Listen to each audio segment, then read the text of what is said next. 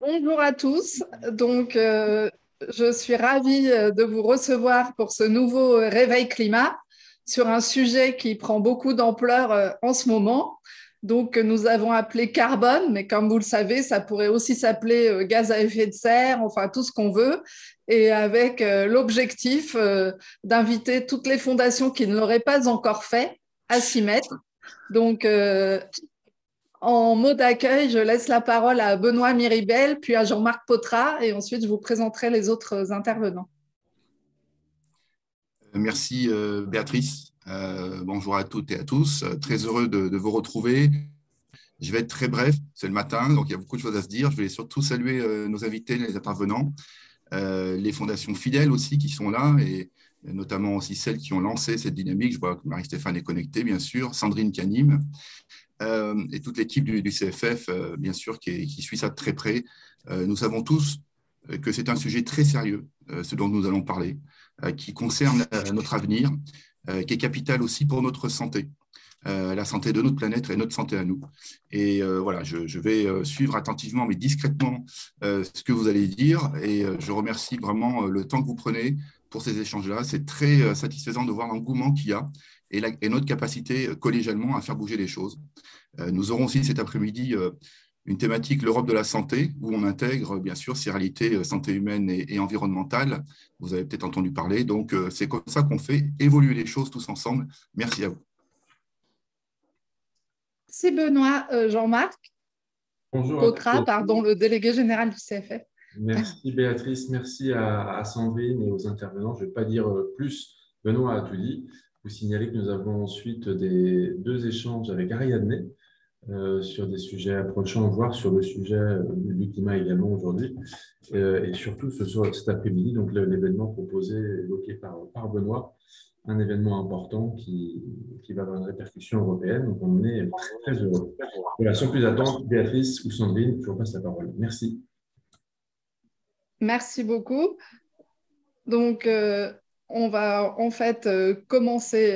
Sandrine Maizano anime ce réveil climat et vous verrez que c'est très dynamique et sympa. Je vous rappelle simplement que nous enregistrons cette séance. Et donc, pour ceux qui ne souhaitent pas apparaître sur la vidéo, vous fermez vos caméras, sauf les intervenants, bien sûr. Alors, en ce qui concerne les intervenants, nous avons Quentin Guignard, qui est responsable du pôle méthodologie de l'association Bilan Carbone, qui est notre expert du jour. Et ensuite, les témoignages de trois fondations. Donc, la fondation RTE, avec son délégué général Frédéric Doé, le pôle Action Carbone Solidaire de la fondation Good Planet avec Mathieu Jousset, le directeur délégué du fonds Planton pour l'avenir avec Tancred Neveu, et puis une séance de questions-réponses que je vous invite à préparer d'ores et déjà en posant vos questions dans le chat. Je passe la parole à Sandrine. Bonjour à toutes et à tous, ça y est, le compteur monte, on est déjà à 46 personnes connectées, on sait que ça va encore monter. Donc pour ce 11e réveil climat, vous l'avez compris, le carbone, le climat, des enjeux majeurs. Et sans plus attendre, on va écouter Quentin Guignard, de l'association Bilan Carbone, qui va nous redonner un cadre de la méthode, nous redonner un certain nombre de définitions quand on parle de scope, quand on parle de bilan carbone. Je ne développe pas plus le sujet. Quentin, c'est à toi. Merci beaucoup. Alors, bonjour à tous, bonjour à toutes. Moi, je suis Quentin et je vais vous parler de bilan carbone, mais je vais surtout essayer de vous parler de transition bas carbone. D'abord, je travaille pour l'association Bilan Carbone, dont les principales missions, je dirais, et sans doute la principale mission, est de faire entrer un maximum d'acteurs en transition. Et quand je dis un maximum d'acteurs, ça va du citoyen jusqu'à la multinationale. On fait ça comment? On fait ça d'abord en donnant des outils, des méthodes, des guides, bref, en développant la connaissance sur comment est-ce qu'on peut changer notre comportement pour aller vers un modèle évidemment bas carbone. Il ne s'agit pas juste de changer notre comportement pour le plaisir. Ensuite, on fédère toutes les personnes qui sont intéressées. On essaye de les rassembler dans divers groupes de travail au sein de nos différents collèges et on entretient évidemment le partage de bonnes pratiques. On donne accès à un maximum et je dis bien un maximum d'actualités, d'éléments de compréhension. On intervient dans les écoles, on intervient au sein des entreprises, au sein des collectivités, pour ne serait-ce qu'expliquer et raconter un petit peu ce qui est en train de se passer aujourd'hui et comment est-ce qu'il faut réagir, tout simplement. Et puis, on n'intervient pas qu'en France. On essaye d'intervenir partout dans le monde. Alors, on est avec nos petits bras, puisque je ne l'ai pas dit, mais l'association, c'est moins de 10 salariés, c'est entre 350 et 400 adhérents. Donc voilà, on n'est pas non plus gigantesque, mais on intervient déjà, il faut le savoir, en Europe à travers certains programmes européens, en Afrique et au Moyen-Orient.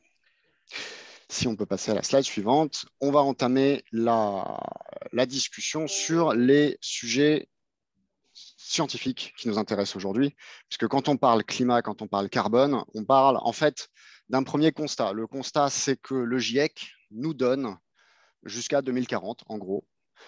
Si on suit les émissions actuelles, alors cette slide est peut-être un petit peu ancienne, et je pense qu'on a augmenté nos émissions annuelles, malheureusement, à l'échelle de l'humanité. Ici, on est à l'échelle de la planète.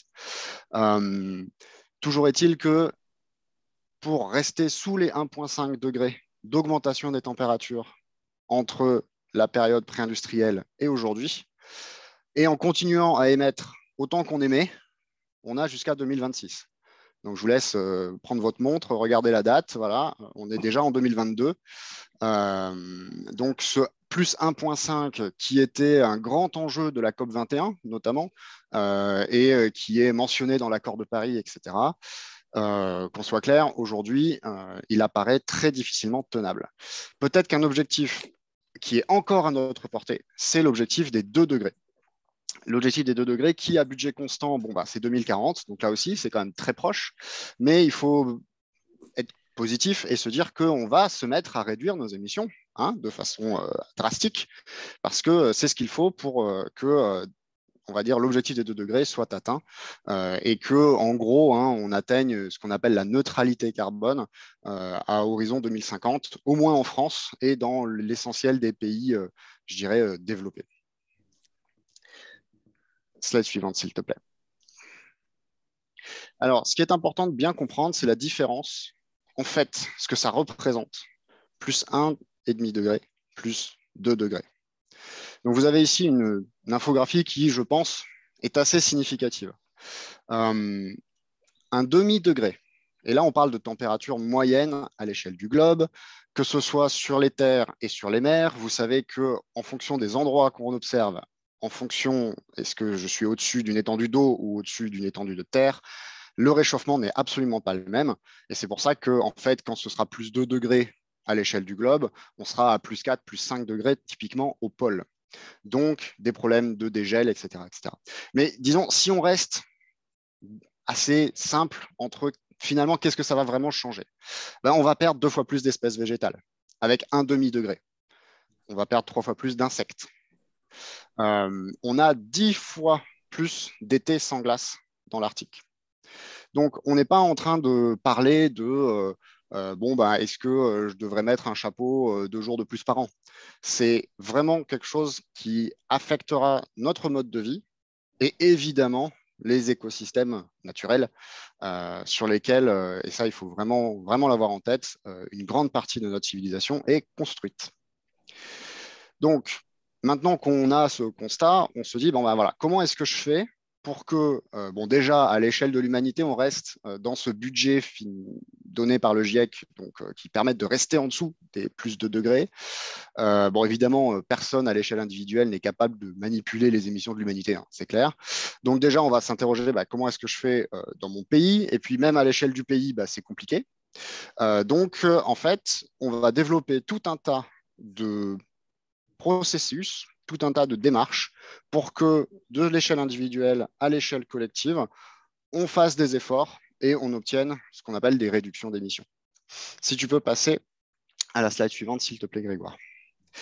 Les émissions, je dirais, dans un cas assez facile, qui est le cas de l'organisation. Organisation, c'est l'entreprise, c'est une collectivité sur la partie patrimoine et compétences, on va dire. Bref, c'est une structure qui a une activité, mais qui, pour réaliser cette activité, dépend d'activités en amont Et puis, une fois qu'elle a produit un service ou un bien, va le vendre, va le proposer à des consommateurs qui va lui-même l'utiliser. Donc, il va y avoir des activités en aval. Donc, le graphe que vous avez sous les yeux, c'est en fait une chaîne de valeur autour d'une activité qu'on qualifie ici d'entreprise, puisqu'on est dans ce cadre-là. Tous les postes que vous voyez ici sont à intégrer dans ce qu'on appelle finalement assez simplement un bilan carbone. D'abord, on note qu'on prend en compte tous les gaz à effet de serre, évidemment. Ce serait ridicule de ne prendre que le CO2. Ensuite, on va regarder ce qui est émis directement par l'entreprise, c'est-à-dire tout ce qui va sortir des fours, tout ce qui va sortir des pots d'échappement, tout ce qui va être émis par des procédés industriels divers et variés. Ça, c'est ce qu'on appelle le scope 1, le périmètre, les émissions directes. Bon, seulement, en fait, des émissions directes, ça ne concerne que les secteurs les plus industriels, je dirais, qui ont des grosses machines et qui consomment en gros des énergies fossiles pour créer quelque chose. Quelque chose qui est un peu plus répandu, c'est les émissions du scope 2. Le scope 2, c'est tout ce qui est électricité, vapeur, chaleur, froid. Bref, c'est quand on importe de l'énergie sous différentes formes jusqu'à son entreprise et qu'on l'utilise ensuite, évidemment. Cet import et donc cette production d'énergie, on la connaît assez finement puisque, en général, on la paye. Et donc, on a des factures qui nous permettent de suivre précisément notre consommation et donc nos émissions, puisqu'en fait, c'est directement lié. Mais ce scope 2 représente là aussi une partie assez faible des émissions, d'autant plus que, en France, on a la chance d'avoir une électricité qui est quand même relativement bas carbone. On a développé beaucoup de réseaux de chaleur qui sont efficaces et qui ont peu de pertes, on va dire, en ligne. Donc, on est un petit peu, je dirais que le scope 1 et le scope 2, sur l'ensemble des secteurs d'activité, ça représente souvent moins de 20% en fait, de l'empreinte gaz à effet de serre.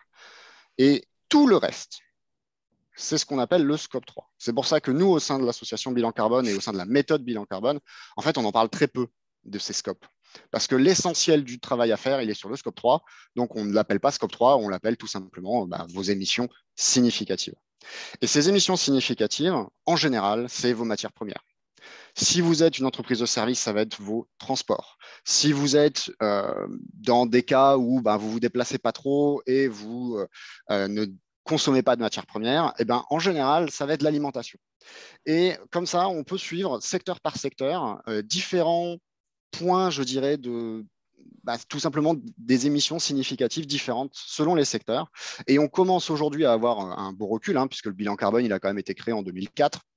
Donc, on commence à avoir une expérience de ce qui se passe et de comment est-ce qu'on peut arriver à peut-être en tout cas avancer dans la bonne direction.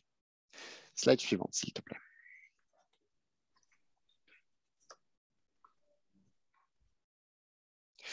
Alors, une fois qu'on a fait notre bilan carbone, on a compté nos émissions, en l'occurrence, on les a estimées, on les a répartis sur ces différents postes et on a un joli graphe qui nous dit, voilà, là où on a les émissions de gaz à effet de serre, et puis on a commencé à réfléchir un petit peu à comment on allait faire pour les réduire. Donc, pour réduire la quantité de gaz à effet de serre que l'humanité met dans l'atmosphère, il y a trois façons. D'abord, je réduis mes émissions à moi. Ça, c'est votre bilan carbone. C'est vos émissions directes et indirectes. Et puis, vous allez le faire à travers ce qu'on appelle, nous, une stratégie de transition bas carbone. Ça y est, on y arrive, la transition bas carbone. Et puis, vous avez d'autres façons de faire. Typiquement, vous avez potentiellement développé des produits et des services bas carbone, donc en fait, en réduisant les émissions chez les autres. Vous pouvez aussi financer des projets de réduction. C'est tout à fait possible. Mais c'est bien, qu'on soit clair là-dessus, c'est quelque chose de différent.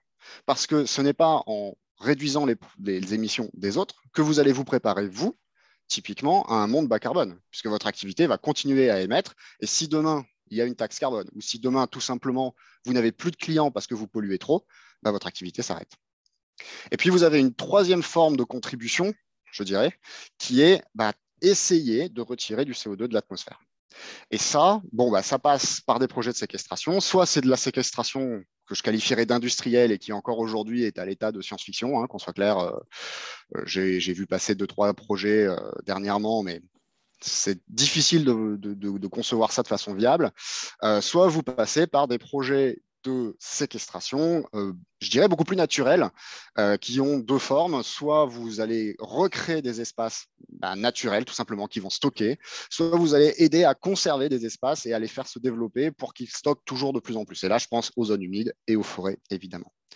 Je répète une dernière fois pour qu'on soit vraiment clair là-dessus, ces trois piliers sont trois choses différentes. Et quand vous communiquez sur votre action pour le climat, il faut communiquer sur ces trois volets de façon séparée. À aucun moment, vous n'allez soustraire les émissions que vous réduisez à droite à gauche de votre bilan carbone, typiquement. Slide suivante, s'il te plaît.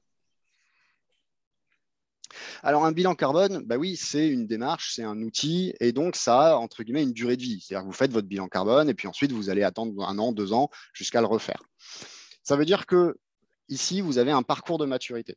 Plus vous allez faire votre bilan carbone, et plus vous allez vous poser des questions, plus vous allez mettre en place de plans d'action qui sont ambitieux et qui vont avoir un vrai effet, et plus vous allez pouvoir monter sur cette chaîne. Donc, vous commencez évidemment par vous renseigner sur ce qu'il faut faire. Ça, c'est la partie norme, c'est la partie démarche de qualité. Vous lancez la démarche bilan carbone. Vous pouvez aussi vous appuyer sur une méthode internationale, le GHG protocole. Et puis ensuite, vous allez faire un peu plus. Le plus, c'est le plan d'action, c'est le système de management des gaz à effet de serre que nous, on vous propose pour gérer tout simplement comment réduire vos émissions. Et puis, vous allez encore faire un peu plus. Le Science-Based Target, c'est comment vous assurer que les objectifs que vous vous êtes fixés en termes de réduction sont suffisants. Donc, c'est quand même sacrément important de savoir est-ce que je vais dans la bonne direction ou pas. Et puis, enfin, le dernier niveau qu'il a est franco-français, en tout cas qui a été produit en France majoritairement, et donc on peut en être fier, c'est la méthode ACT qui permet d'évaluer les stratégies bas carbone. Et là, on parle vraiment d'entreprises très matures, souvent des très grosses entreprises, qui en fait vont être notées et ensuite cette note va être donnée à leurs investisseurs. Donc là, il y a un vrai enjeu de financement et d'argent, tout simplement, pour ces entreprises qui sont à ce niveau-là. Mais ce qui veut dire que d'ici quelques années, on pourrait s'attendre à ce que toutes les grandes entreprises soient évaluées par ACT. Et pour être évalué par ACT, il faut avoir fait toutes les étapes d'avant. Donc, il n'est plus question de encore se poser la question de est-ce que je dois faire mon bilan carbone. Dernière slide, je crois. S'il te plaît, Grégoire. Et donc, tout ça pour dire que vous avez tout un tas de solutions pour agir. À l'échelle individuelle, moi, je vous invite à aller sur Nos Gestes Climat. C'est un petit outil qu'on a développé avec l'ADEME qui est très intéressant pour à la fois identifier là où vous, en tant que personne, vous émettez le plus et ce que vous pourrez faire, évidemment, à court et moyen long terme.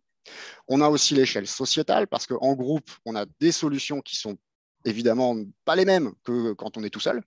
Vous avez l'échelle organisation, ça on en a bien parlé et c'est assez construit, il y a un beau corpus là-dessus. Et puis enfin, vous avez l'échelle étatique.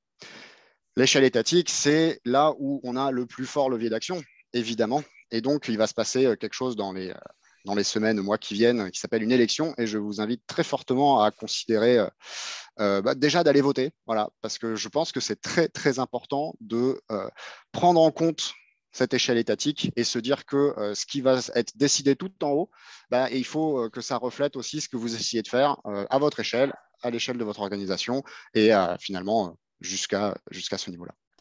Merci de m'avoir écouté et je rends la parole aux différents intervenants. Merci Quentin pour cette présentation très pédagogique qui nous pose le cadre et qui nous permet aussi de bien mesurer de quoi on parle et de se rendre compte qu'on peut travailler à différentes échelles. Donc, bien sûr, toutes les coordonnées de l'association Bilan Carbone pourront être mises en avant dans le chat. Alors maintenant, on va passer à des témoignages. Donc, la Fondation RTE, Frédéric Doé, il se passe des choses depuis quelques années, des actions très concrètes de Scope 3. Est-ce que tu peux nous en expliquer un petit peu plus, après d'avoir bien sûr présenté la structure en 2 mots? Oui, bonjour à tous. Donc, la Fondation RTE est une fondation sous égide de la Fondation de France, créée par l'entreprise fondatrice RTE, Réseau de transport d'électricité. Et elle a un objet social très différent de son entreprise fondatrice. Elle ne s'occupe pas d'énergie ou d'électricité, elle s'occupe du développement des territoires ruraux à l'aide de projets d'intérêt général portés par des associations. Alors, ce que je vous propose, c'est de passer à la slide suivante. Et c'est vrai que nous baignons, nous, Fondation RTE, aux côtés de l'entreprise RTE, dans un univers scientifique et technique qui fait qu'on avait depuis longtemps une envie de contribuer à notre mesure modeste aux enjeux de décarbonation et en particulier de faire en sorte que nos émissions directes, indirectes et surtout celles de nos bénéficiaires qui peuvent s'apparenter dans une première approche, en tout cas comme des usagers et des clients de la Fondation, que nos associations bénéficiaires puissent également rentrer dans cette démarche. Alors, notre entreprise fondatrice, elle travaille elle-même sur un système énergétique qui soit net zéro carbone en 2050, donc elle se donne du temps, mais elle se donne aussi des étapes intermédiaires, et donc on a voulu faire la même chose au niveau de la Fondation. Alors, on a fait un rapide premier bilan carbone dont je vous donne le résultat. En fait, nos émissions du scope 1 et 2, donc direct et indirect, sont très modestes, 4%, même un peu moins. Et c'est donc l'essentiel est avec nos associations bénéficiaires. Bon, il se trouve qu'on ne sait pas l'expliquer encore très bien, mais nous avons constaté une baisse entre 2019 et 2021. Ça peut être un simple effet de structure de notre portefeuille d'activité, donc on n'en tire aucune conclusion pour le moment.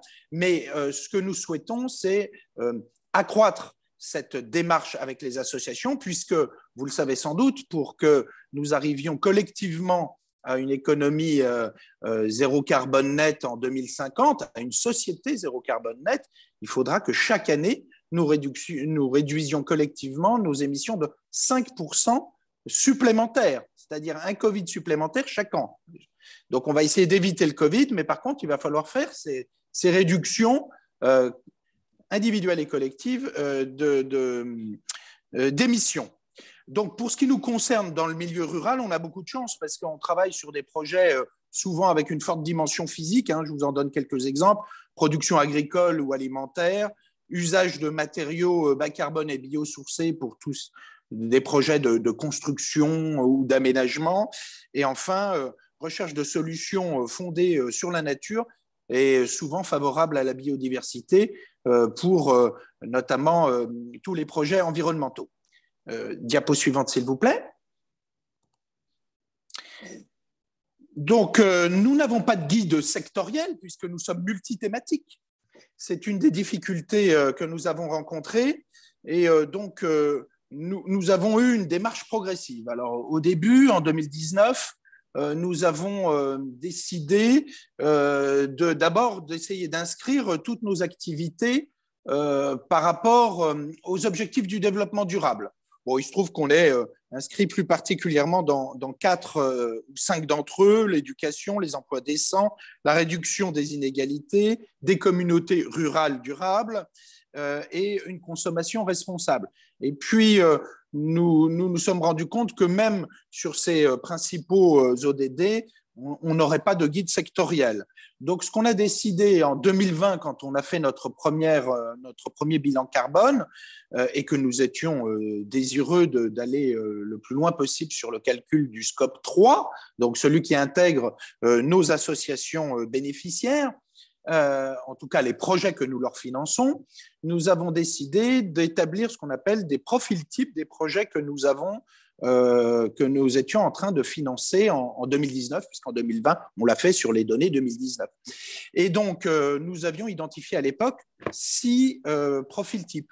Bon, sachez que déjà, nous devons compléter ces 6 profils types de 5 autres si nous voulons couvrir, c'est ce qu'on a constaté en 2020 et 2021, 80% des activités que nous conduisons.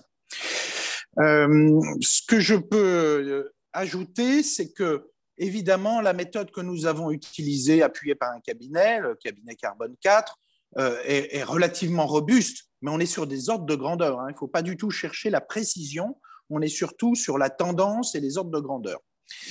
Alors, en 2021, nous avons voulu continuer fort de cette première expérience en partageant avec les associations volontaires qui le souhaitaient notre démarche de bilan carbone et de maîtrise et de réduction des émissions, notamment par des premières décisions sans regret. Alors, nous avons fait 4 bilans carbone supplémentaires avec les associations, cette fois-ci sur leur périmètre complet. C'est bien leur bilan carbone que nous avons fait avec elles. Et nous avons constaté que ces bilans étaient une première indication, mais qu'on avait aussi un travail à faire sur ce qu'on appelle les émissions évitées, c'est-à-dire comment on aide ces associations à faire en sorte que leurs propres usagers, leurs propres clients puissent eux-mêmes réduire leurs émissions. Par exemple, lorsqu'on s'engage dans des démarches où on fait de la mobilité collective ou de la mobilité inversée. Dans ce cas-là, les gens utilisent moins leur véhicule. Ou lorsqu'on fait, par exemple, de la réhabilitation de logement et notamment thermique du logement avec moins de consommation d'énergie fossile. Alors, parmi les mesures sans regret, je voudrais en citer rapidement 3. D'abord, nous soutenons systématiquement, quand nous avons des projets agricoles ou alimentaires, des projets qui se fondent sur l'agriculture biologique ou de conservation des sols. Deuxième type de décision sans regret, sur l'éco-construction et la rénovation thermique des bâtiments, nous sommes prêts à donner des subventions supplémentaires et d'ailleurs, nous ne financerions plus des projets qui ne seraient pas fondés sur des écomatériaux ou sur une forme d'éco-conception de ces constructions. Enfin, sur la mobilité, je viens de vous dire qu'on était attentif aux questions de mobilité. Eh bien, quand les associations viennent vers nous avec des projets qui induisent l'achat de véhicules, nous faisons un nouveau bilan, on va dire, prévisionnel avec eux. Et si le véhicule doit rouler beaucoup, ce qui est pas toujours le cas, mais quand c'est le cas, eh bien, nous finançons un projet avec un véhicule propre, c'est-à-dire pour l'essentiel des véhicules électriques ou au biogaz. Voilà ce que nous avons fait en 2021. Et en 2022, nous aimerions passer de la connaissance au pilotage de nos programmations. Alors, un pilotage équilibré, c'est-à-dire qu'il s'agit bien d'une évaluation multicritère. On n'est pas, nous, une fondation environnementaliste qui chercherions à réduire à tout prix les émissions. Nous cherchons à atteindre plusieurs objectifs à la fois, ce qui n'est jamais simple, et l'évaluation est plus complexe, puisque nous cherchons des objectifs sociaux, des objectifs économiques, avec notamment la création d'emplois et la réalisation d'investissements en milieu rural, mais aussi environnementaux, et notamment les émissions de gaz à effet de serre. Alors, nous ferons cette année un certain nombre de bilans carbone avec d'autres associations. Nous créerons les nouveaux profils types dont je vous ai parlé. Nous faisons aussi désormais des bilans carbone de nos événements ou de ceux des associations qui nous demandent de les aider à le faire. Et nous pensons pouvoir également profiter de cette année pour actualiser le bilan que nous avions fait en 2020 sur les données 2019.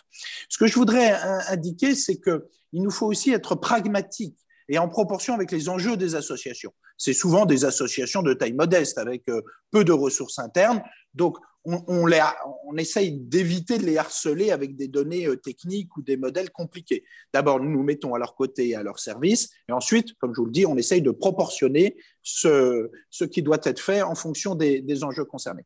Et enfin, nous avons 2 objectifs pratiques pour 2022 que je vais partager avec vous. Le premier objectif, c'est d'identifier et soutenir des projets performants en matière de réduction d'émissions des gaz à effet de serre et qui présentent des autres impacts favorables au regard de tous les autres critères et en plus à coût abordable. Donc, vous voyez, on se rajoute encore une petite contrainte. Alors, je vous parlais tout à l'heure de domaines où ça s'y prête particulièrement bien, mais nous sommes ouverts à regarder ça sur d'autres domaines. Je voudrais parler, par exemple, du domaine culturel.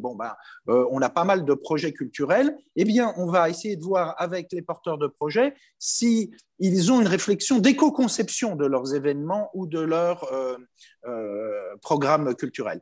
Et puis, alors, l'objectif numéro 2 que nous aimerions, pour nous, ça serait un peu la cerise sur le gâteau, mais c'est pour 2022, ça serait d'identifier et soutenir des projets de stockage de carbone avec d'autres bénéfices, bien sûr. Comme je vous le disais, ça n'est pas notre objectif principal que d'être sobre en carbone, mais par contre, si on peut conduire des projets de stockage de carbone, créateurs d'emplois, créateurs d'investissements, voire avec d'autres co-bénéfices pour, par exemple, l'agriculture ou l'alimentation, nous en serions très heureux. Et donc, je lance à nouveau un appel à idées pour ceux qui auraient des idées pour nous aider à neutraliser nos propres émissions.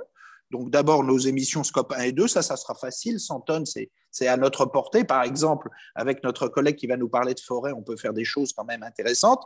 Mais alors, plus ambitieux, si on veut le faire pour le Scope 3, c'est-à-dire les émissions des projets que nous soutenons auprès des associations. Je vous remercie.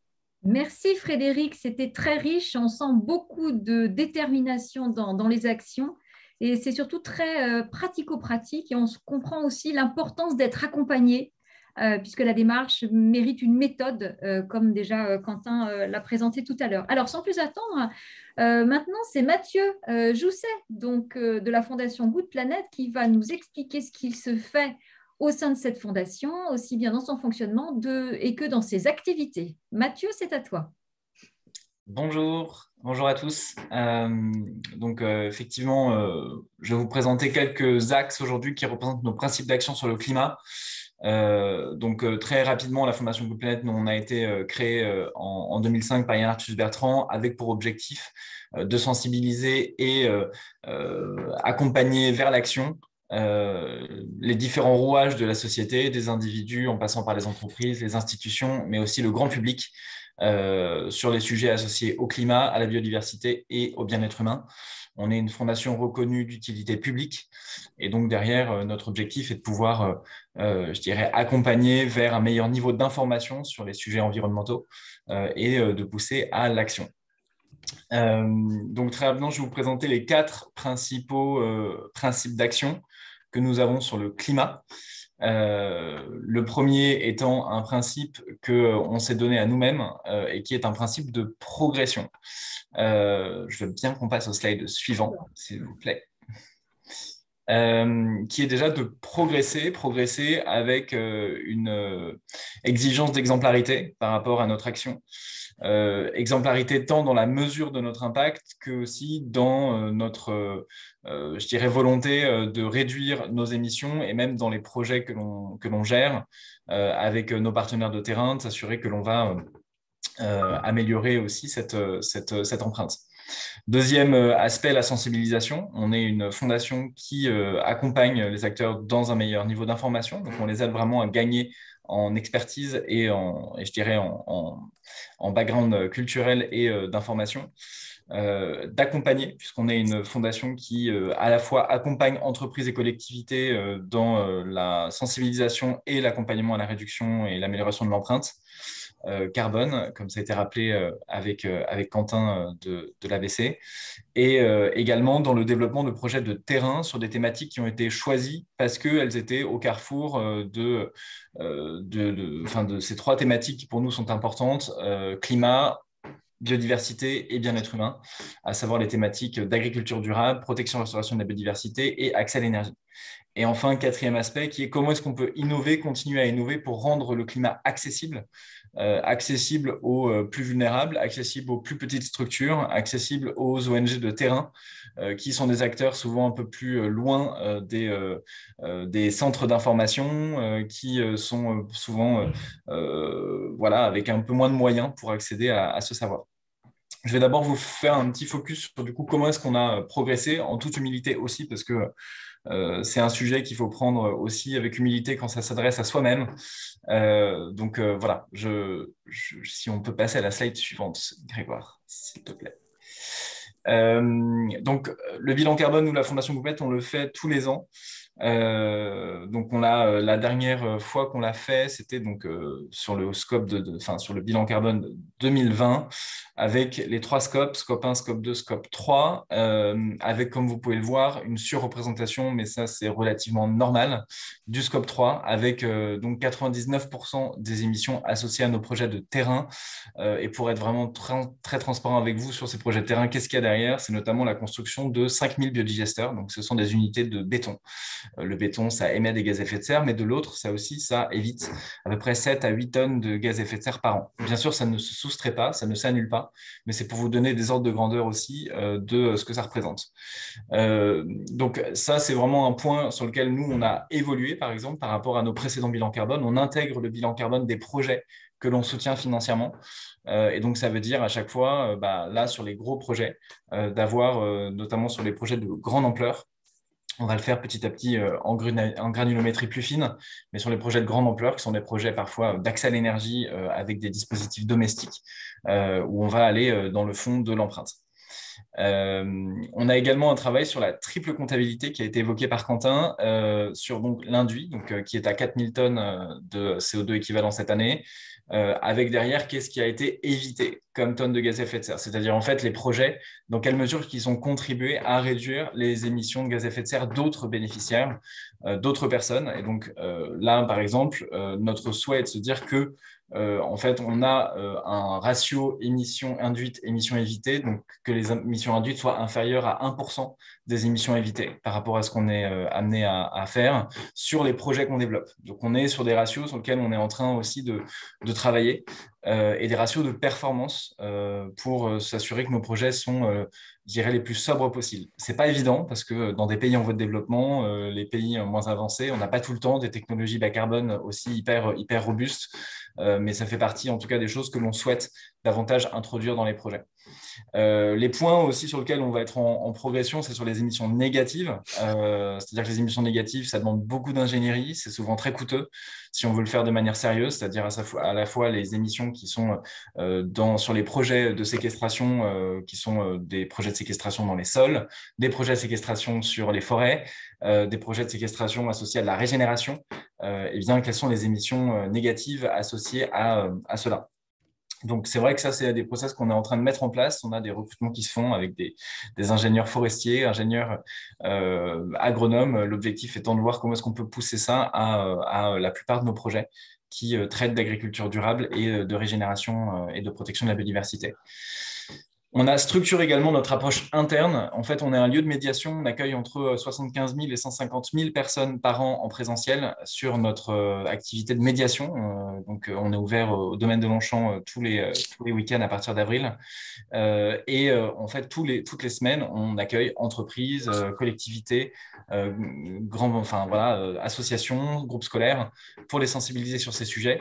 Et en fait, on a déjà, au titre de cette programmation, mis en place une charte alimentaire avec, je dirais, notamment sur les aliments que l'on sert sur cette zone-là, et bien des bilans carbone avec du biosourcé, avec je dirais, en circuit court, etc.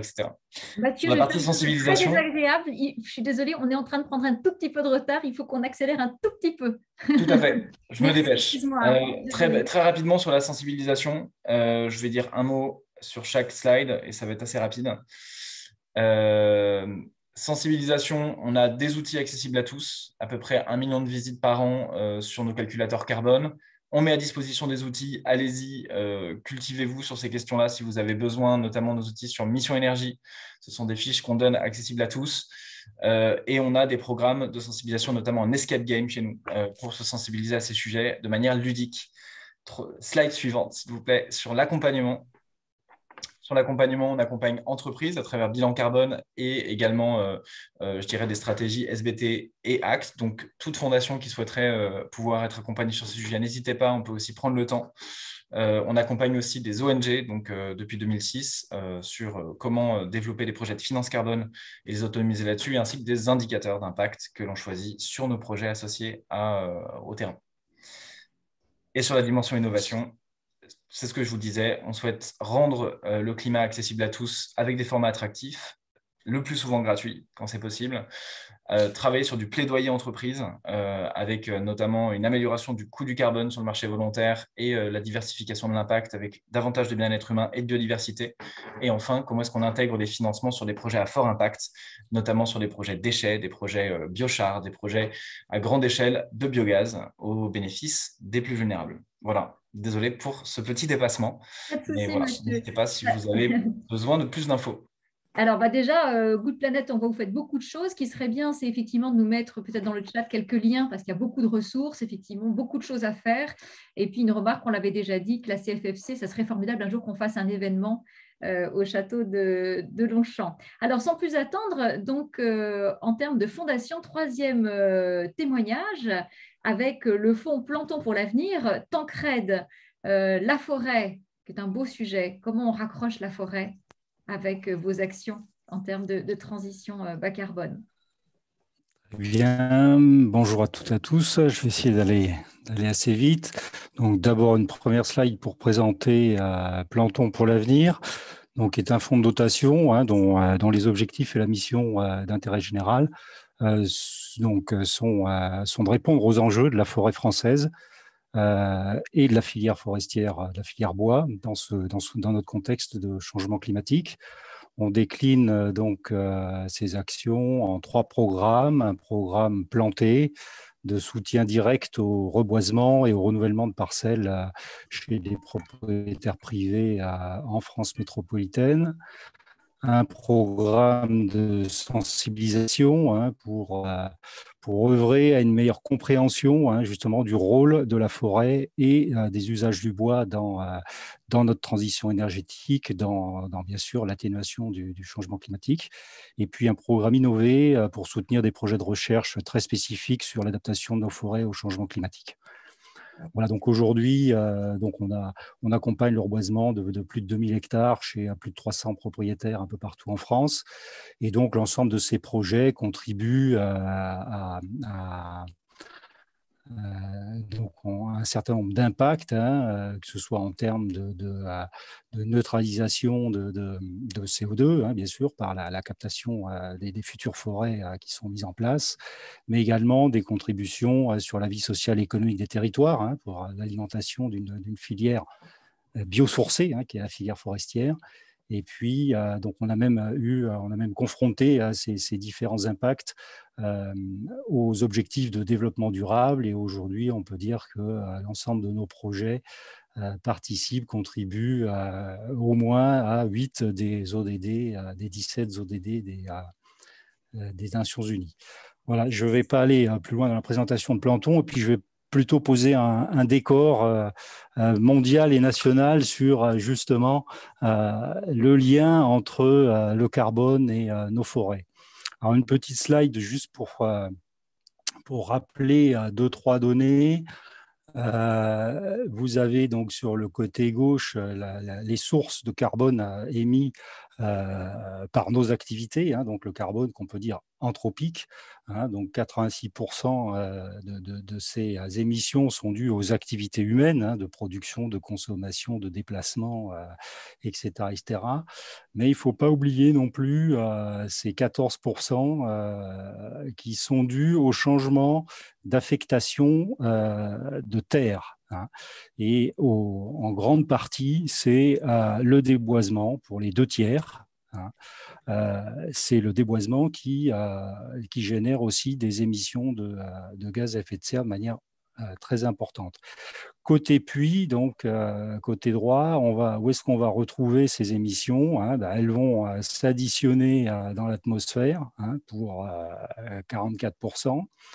Elles vont être restockées, recaptées par les écosystèmes naturels, dont les forêts pour à peu près les 2 tiers. Et puis, 23% sont aussi recaptés dans nos océans. Donc, voilà les grands équilibres. Les grandes données sur ces flux de carbone anthropiques. N'oublions pas qu'il existe aussi des flux de carbone qui ne sont absolument pas anthropiques, ne serait-ce que par exemple par l'activité magmatique et terrestre. Voilà. Diapo suivante, si vous voulez.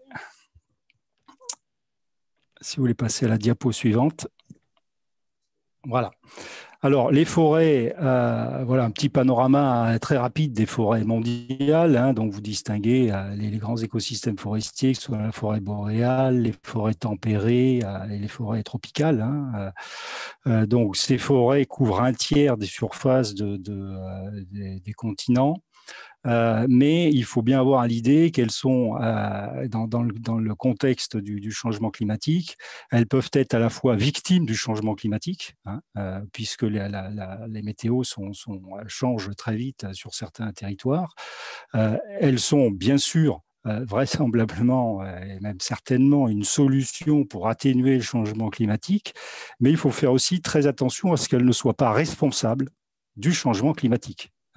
Et je rappelle, c'est 14% de nos émissions anthropiques dues en grande partie par les déforestations qu'elles soient pour justement installer des cultures agricoles, que ce soit pour nos usages, l'extension urbaine, etc., etc. Hein, et ça, c'est quand même un point quand même très, très important auquel je reviendrai. 10 millions d'hectares de forêt disparaissent chaque année. Alors bien sûr, essentiellement dans les zones intertropicales, mais on commence aussi à avoir des zones forestières qui sont fortement impactées, notamment par des incendies dans les zones boréales et puis, hélas, aussi certaines zones tempérées. On va passer à la suite, si vous voulez. Le cas français a été étudié. On a regardé quelles sont les contributions de la forêt française et de la filière bois qui est liée dans le bilan carbone. Et aujourd'hui, on considère que la forêt et la filière captent annuellement, sous différentes formes, à peu près 120 millions de tonnes équivalent CO2 par an, ce qui correspond à 25% de nos émissions annuelles domestiques françaises. Donc aujourd'hui, notre forêt française, là je parle de la France métropolitaine, notre forêt française et l'activité économique qui est liée contribuent à capter donc un bilan tout à fait positif. Alors, ces contributions, on va les retrouver dans 3 grands secteurs. Il y en a une grande partie, 60%, qui reste séquestrée dans l'écosystème forestier. C'est la biomasse, c'est l'accroissement de la biomasse forestière et le stockage qui s'additionne dans le sol et dans les bois morts.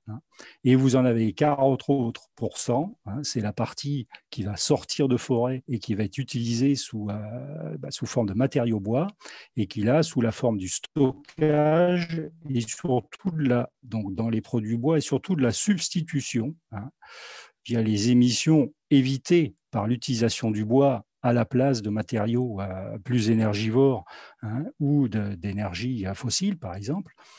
Donc ça représente également une fraction très importante dans ce bilan carbone de la filière et de la forêt.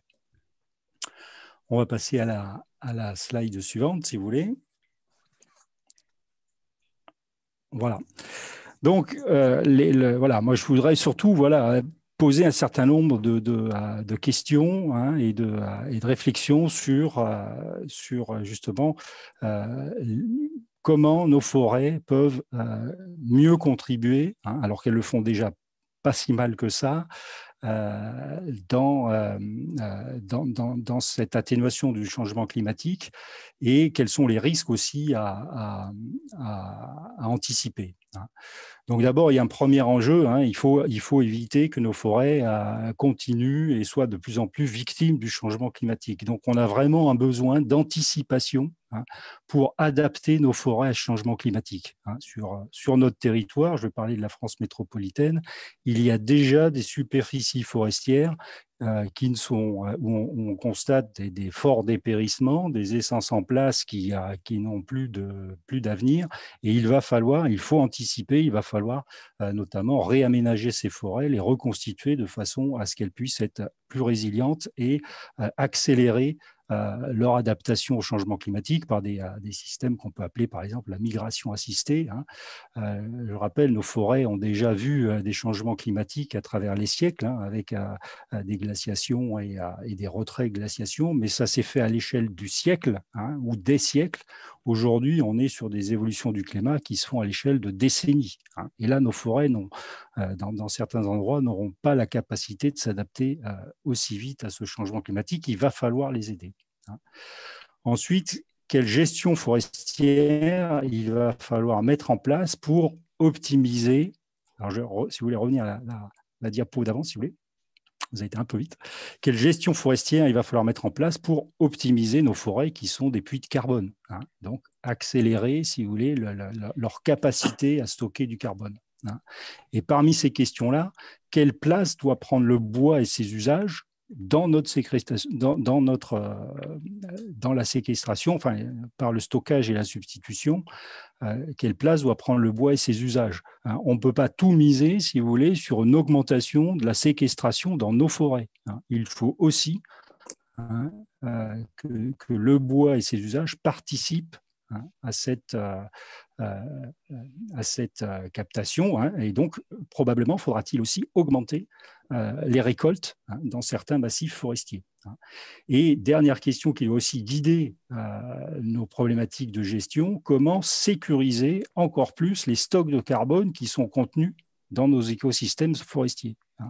Et ça, il faut faire très attention à ça. Dire que nos forêts sont une formidable pompe à carbone et il va falloir séquestrer de plus en plus de carbone dedans, oui, mais à condition de le sécuriser. Il ne faut pas fabriquer en quelque sorte des bombes à retardement, hein, avec des forêts qui vont avoir d'énormes stocks de carbone, et le jour où elles flambent ou le jour où elles dépérissent, ben, ça va être un déstockage massif. Hein. Là, je peux faire référence, par exemple, aux grands incendies qu'on a vus, ne serait-ce qu'en Californie ou en Australie. Voilà, et puis donc si vous voulez voir la dernière diapo, hein, et là aussi un certain nombre de questions sur la finance carbone liée aux projets forestiers. Hein. Donc je rappelle qu'on a vu que la situation française est plutôt positive, c'est-à-dire qu'on a déjà un bilan carbone positif dans l'ensemble de nos forêts. Donc si on veut financer des projets carbone avec des projets forestiers en France, on doit répondre à la règle de l'additionnalité, c'est-à-dire qu'on doit faire encore mieux que ce qui se fait aujourd'hui. Voilà. Donc, répondre à cette additionnalité, ça veut dire boiser des terres qui sont aujourd'hui pas forestières, hein, ou reboiser des parcelles qui viennent d'être sinistrées. Hein. Donc, en fait, la finance carbone sur les projets forestiers en France aujourd'hui concerne essentiellement des situations où il n'y avait pas de forêt, hein, ou des situations de crise. Voilà. Mais pas des situations d'anticipation. Hein, notamment pour adapter nos forêts au changement climatique et ne pas attendre qu'elles soient complètement brûlées ou dépérissantes pour pouvoir financer leur remplacement via du financement par la finance carbone. Hein. Et puis je rappelle aussi l'esprit de la finance carbone sur des projets forestiers. Hein. On parle de réduction d'émissions générées, mais on est plutôt dans une logique d'augmentation du stockage. Hein. Puisque on va calculer la différence entre un scénario de référence et un scénario de projet, hein, et c'est pour justement stocker plus de carbone, et ce calcul se fait sur 30 ans. Hein. Aujourd'hui, je pose aussi la question, hein, on est dans l'urgence, hein, il faut financer effectivement, certainement, l'augmentation du stockage de carbone, mais il faut financer surtout des projets qui nous permettent de diminuer nos émissions. Hein. Voilà. Donc, un certain nombre de questions, hein, vous voyez, autour de cette finance carbone, et donc je ne veux pas aller plus loin, c'est pour susciter aussi des échanges avec les gens qui nous écoutent. Voilà. Merci infiniment, Tancrède. C'est une très jolie transition avec notre dernière séquence questions-réponses. Effectivement, on voit que la forêt, c'est un sujet très vaste. Alors, dans le chat, on a eu des réactions, notamment le réseau des conservatoires naturels qui dit aussi qui sont sur ces sujets de la forêt et qui travaillent sur les labels bas carbone dans ce sens. Et donc, je vais inviter nos participants ce matin. Vous êtes 63 connectés. C'est un très bon score pour ce 11e Réveil Climat. Alors, j'ai repéré déjà dans le chat une question où on demande, c'est Charlotte qui nous pose la question. Concrètement, Frédéric et Mathieu, comment évaluez-vous les émissions carbone de vos bénéficiaires? Leur demandez-vous de faire leur propre bilan carbone? Est-ce que c'est financé par vos projets ou est-ce que c'est vous qui les accompagnez? Alors, peut-être qui veut commencer? Je commence. Donc, nous, on a fait une action vraiment d'accompagnement, hein, plutôt que de leur donner un chèque pour qu'ils aillent chercher un bureau d'études. Mais maintenant que je sais que Good Planet peut aussi accompagner. Quand nous ne saurons pas faire, eh bien, on leur proposera d'aller voir des gens très compétents comme Good Planet qui peut aider des ONG. Mais notre idée, c'est plutôt qu'ils s'approprient leur bilan de carbone. Et pour ça, le faire eux-mêmes, avec nous en accompagnement, nous paraît préférable. Et comme je vous le disais, c'est pour ça qu'il faut aussi se mettre à la portée des associations avec des outils simplifiés. OK. Et il y a Marie-Stéphane qui pose aussi une autre question qui est très intéressante sur la prise en compte du scope 3. Frédéric, comment ça se passe auprès donc, des partenaires? Est-ce que c'est lié à une émission moyenne de gaz à effet de serre, ce qu'on appelle les GES? Est-ce qu'on peut peut-être avoir un développement sur cet aspect-là? Est-ce que c'est lié à la typologie d'acteurs qui est définie par Carbone 4, puisque Carbone 4 accompagne la fondation RTE? Et puis du coup, derrière, la question sur les dimensions de la facturation carbone ont été prises en compte auprès de prestataires, déplacements, production. Est-ce que ça s'est fait comme ça? Ça, c'est une question très précise. Merci, je ne suis pas sûr d'avoir bien compris la question de la facturation. Bonjour Frédéric, j'ai peut-être précisé Ouais. J'ai précisé ma question. En fait, effectivement, au-delà de l'accompagnement individuel, quand vous avez fait la définition du scope 3 avec Carbone 4, comme vous avez parlé d'une typologie de vos partenaires, est-ce que du coup, vous avez affecté une moyenne d'émissions selon cette typologie? Enfin, qu'est-ce que vous avez pris en compte dans scope 3? Alors, donc, il n'existait pas dans les bases de données Carbone 4, pas plus que les bases publiques de l'ADEME, des travaux déjà faits sur le genre de projet qu'on soutenait. Donc, il a fallu qu'on fasse pour chacun de ces projets un petit bilan. Ça nous a donné un facteur d'émission moyen qu'on a rapporté. Alors, il y a plusieurs possibilités de le rapporter et c'est sans doute la partie la plus discutable de la méthode, soit à des données physiques, soit à des données financières, par exemple, coût du projet. Et donc, on a fait un premier profil, par exemple sur l'agriculture biologique, création de nouvelles serres. On a fait un premier bilan et on a repris ce même ratio par milliers d'euros d'investissement pour les autres projets qui lui ressemblaient. Hein, c'est comme ça qu'on l'a fait. Mais ces ratios n'existaient pas encore, donc on a dû les faire sur mesure. Et c'est pour ça qu'on doit en faire 5 de plus, parce que pour le moment, on ne couvre pas encore de manière satisfaisante les nouveaux projets qui nous sont arrivés. Ça allait bien en 2019, mais depuis, il faut compléter. Qu'est-ce que tu voulais dire sur la facturation? Non, excuse-moi. Non, c'est bon. Répondu. Je parle juste 2 secondes sur la partie aussi bilan carbone. Ce qui est intéressant, c'est d'avoir une connaissance des flux physiques, en fait. C'est-à-dire qu'il y a les ratios monétaires, c'est une chose, mais clairement, effectivement, je pense que c'est une bonne base pour démarrer. Après, il y a souvent un très gros différentiel entre un ratio monétaire et un ratio de flux physique qui, derrière lui, plus on a une connaissance fine et opérationnelle des projets, plus le bilan carbone sera aussi proche de la réalité. Donc, moi, je vous conseille sur les différents projets que vous avez, à la fois de connaître les flux physiques, de regarder la base ADEME, bilan carbone, qui est très fournie, et de faire une formation IFC, donc Institut de formation carbone, qui est très, très bien et qui, là-dessus, est à la portée de tous.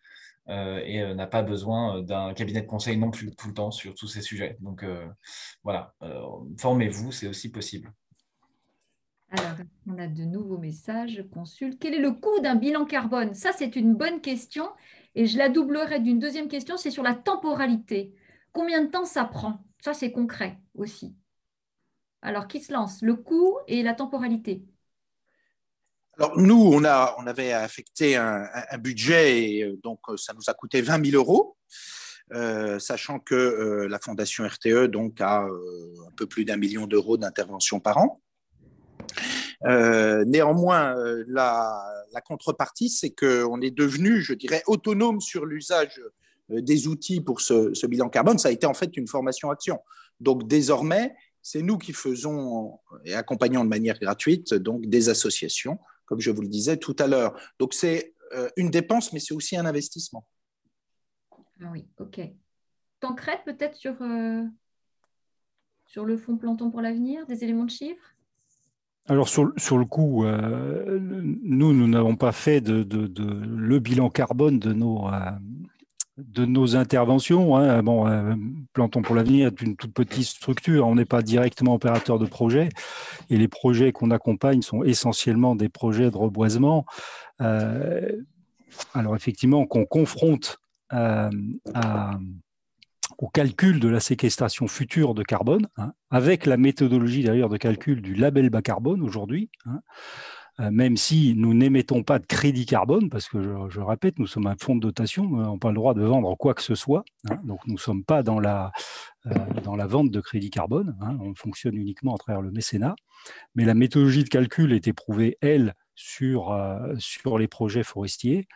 Et les projets qu'on accompagne, hein, aujourd'hui, on est capable de dire que les 2000 hectares de reboisement qu'on a accompagnés seront en capacité, hein, parce que je rappelle, il y a une échelle de temps. Hein, quand on plante aujourd'hui, dans la méthodologie de calcul du label bas carbone, on va calculer le bénéfice carbone sur les 30 ans qui vont venir. Hein. Donc, les 2000 hectares seront en mesure de séquestrer, stocker à 360 000 tonnes de carbone à 30 ans. À l'instant T, un reboisement, la reconstitution d'un peuplement forestier ne fait qu'émettre des tonnes de CO2. Hein. Il faut du temps. Hein. C'est pour ça que je répète aussi attention à ne pas focaliser uniquement sur le reboisement pour répondre à nos problématiques de stockage de carbone.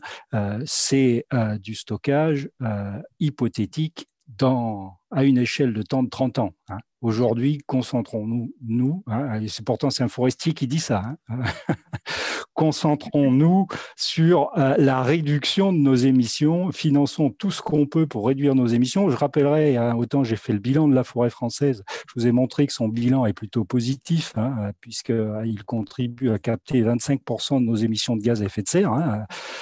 L'agriculture en France est responsable de 15% de nos émissions de gaz à effet de serre.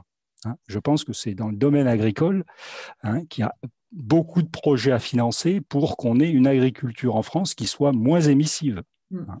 Moi, je commencerai par ça. Hein. Ce qui n'empêche qu'il faut également protéger nos forêts, faire en sorte qu'elles soient en bonne capacité. Mais voilà, aujourd'hui, nos forêts sont plutôt bons élèves par rapport à l'agriculture. OK. Plusieurs petits points peut-être. Alors effectivement, moi je rejoins tout à fait ce qui a été dit sur la partie forestière, d'autant que nous on travaille à l'ABC avec l'ADEME sur l'outil ALDO, qui est un outil pour les chargés de mission climat, PCAET, ce genre de choses-là, et qui intègre dans ses calculs tout ce qui permet d'avoir une vision de la séquestration carbone d'un territoire donné. Et donc, vous avez la partie agricole, vous avez la partie forestière, évidemment, etc. Et on voit que malheureusement, aujourd'hui, sur l'essentiel des territoires, on a de la perte d'espace, en grande partie à cause de l'artificialisation. Hein. On a beau avoir des politiques qui veulent une artificialisation soi-disant nulle, ou en tout cas nette, nulle, ça ne tient pas la route, encore en tout cas. Et tout à fait, là, le vrai problème du stockage en espace naturel, c'est que le moindre truc qui vient altérer cet espace naturel, et Dieu sait qu'il peut y avoir des situations diverses et variées qui aboutissent à ce résultat, met en péril en fait tout ce qu'on a stocké dedans. Et là, on parle de forêt évidemment, mais encore une fois, les zones humides, c'est extrêmement important en termes de stockage de carbone. Et effectivement, les pratiques agricoles, aujourd'hui, moi, je suis encore effaré de voir certaines pratiques agricoles parce que on peut avoir des résultats très rapides. Juste pour dire que sur la stratégie nationale bas carbone, ce qui est intéressant, c'est de regarder l'évolution des budgets en termes d'émissions entre les différents secteurs d'aujourd'hui à 2050. Et on se rend compte qu'en fait, l'agriculture est restée l'un des secteurs, je dirais, majeurs en termes d'émissions, mais le stockage, tout type de stockage confondu, même si on sait bien que le stockage industriel ne se développera pas forcément suffisamment. Donc, le stockage en espace naturel et agricole a été multiplié par 3. Donc, on a en fait une agriculture qui va être transformée. Alors, comment est-ce qu'on la transforme? Ça, c'est tout l'enjeu des politiques à venir. Je pense, Quentin, que c'est une bonne idée, du coup, excuse-moi de t'interrompre, une bonne idée de réveil climat, ce sujet de l'alimentation et de l'agriculture. Au niveau des membres, ça mérite vraiment un réveil climat dédié. Et peut-être qu'on te refera un clin d'œil pour, je vais faire, sur ce sujet. Je vous effectivement. permets d'intervenir parce qu'il est déjà 9h35. Ah, très bien. Voilà, Très et bien. les sujets sont passionnants.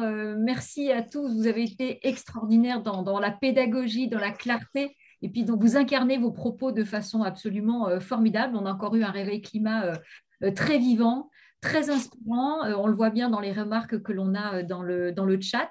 Je ne vois pas a priori d'autres questions. Grégoire et Béatrice, je vous appelle à l'aide si jamais j'ai raté une question. Ne pas hésiter à me le préciser. Voilà. Et du coup, juste la suite à donner. Voilà. Voilà.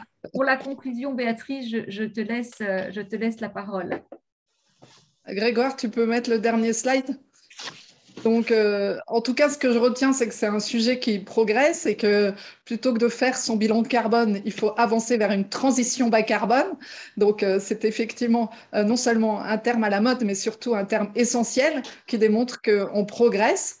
Et donc, je vous propose en fait de construire un chantier commun avec les fondations qui le souhaitent pour avancer et arriver en tout cas à faire le calcul avec l'aide des formations qui vous ont été indiquées. ABC, donc l'association Bilan Carbone, a aussi effectivement est le porteur de la méthodologie de l'ADEME que j'avais apprise il y a au moins, 20 ans. Mais rassurez-vous, c'est un tableau Excel, hein, c'est pas trop compliqué. Et maintenant, la plupart de nos fournisseurs, prestataires font aussi leurs calculs et peuvent nous indiquer voilà, des chiffres. Donc, ça donne un bon aperçu. Et donc, on pourra faire deux groupes, en fait, un pour, par exemple, les fonds de dotation, enfin, ou les petites fondations, et un pour les plus grandes qui, effectivement, ont des projets dans le monde entier. Enfin, voilà, vous me direz, donc vous nous écrivez si vous êtes intéressés. Et puis, on proposera aussi des modules de formation. Pour les prochains réveils climat, donc celui du 10 mars portera sur les programmes écologiques ou environnementaux, ou climatiques, ce que vous voulez, dans nos candidats, puisque maintenant on est dans l'actualité. Donc si vous avez des idées d'intervenants ou de fondations qui travaillent là-dessus, n'hésitez pas. Ensuite, le 12 mai, ça sera autour de la biodiversité, ce qui nous est demandé depuis très longtemps. Et puis le 14 juin, sur climat et océan, et eau et fleuves, etc. Voilà. Donc, merci à tous et continuez à participer et vous nous écrivez chaque fois que vous avez des idées aussi. C'est formidable. Et à très bientôt. Je vous souhaite une bonne journée. Merci beaucoup. Merci à bientôt. Au revoir. Au revoir. Merci, à bientôt. Merci, au revoir. Merci beaucoup. Merci à tous.